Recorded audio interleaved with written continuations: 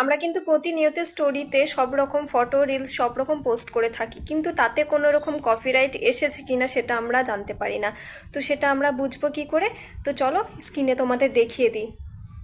চলে আসলাম আমাদের মোবাইল স্ক্রিনে আসার পর আমরা ওপেন করে নেব আমাদের ফেসবুক অ্যাপটা ওপেন করে নেওয়ার পরে আমরা যে পেজটা ডিলিট করতে চাইছি সেই পেজটা চুজ করে নিয়ে পরে সেই পেজটাতে আমরা ক্লিক করে নেওয়ার পরে সেই পেজে আমরা যে সেটিংস অপশানটা তোমরা দেখতে পাচ্ছ ওপরে, তো সেটিংস অপশানটা আমরা ক্লিক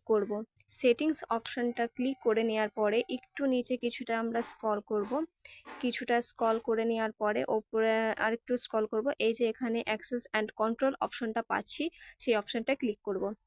সেই অপশনটা ক্লিক করে নেওয়ার পরে আমরা ওপরে আবার ওই অপশনটাতে আবার একটা টাচ করে নেওয়ার পর আমরা যেহেতু পেজটা ডিলিট করতে চাইছি, তো ডিলিট পেজ অপশনটায় আমরা ক্লিক করে নেওয়ার পর কন্টিনিউতে আমরা ক্লিক করে দেবো। কন্টিনিউতে ক্লিক করার পর এখান থেকে আমরা যে কোনো একটা পছন্দ মতো বেছে নেওয়ার পর আমরা কন্টিনিউতে আবার ক্লিক করে দেবো। ক্লিক করে দেওয়ার পর আবার আমরা কিন্তু কন্টিনিউতে ক্লিক করে দেবো।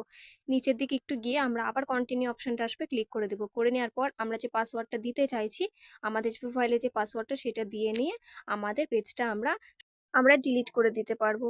তো এরকমই যদি নিত্য নতুন টিপসের ভিডিও যদি আমার কাছ থেকে পেতে চাও, তো কমেন্ট বক্সে জানাতে ভুলো না।